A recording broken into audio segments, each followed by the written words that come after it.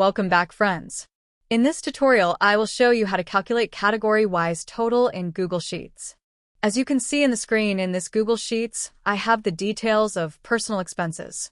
Requirement is to calculate the category-wise total expenses.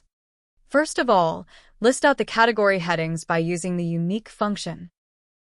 In Range, select the category headings data of the source table.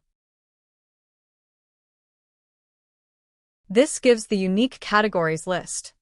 To calculate total expenses amount for each category, use SUMIF function. In Range, select the categories data of source table. Lock this range by pressing F4 key. In Criterion, click on the first category heading of category-wise total table. In Sum Range, select the amount data of source table. Lock this range by pressing F4 key.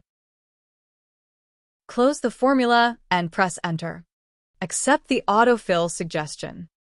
Here you see the category-wise totals have been calculated.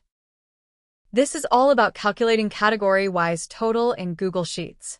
If you want to practice this, you can get the copy of this document from the link provided in video description section below. Thank you for watching. Consider subscribing if you are new here. See you again in next tutorial.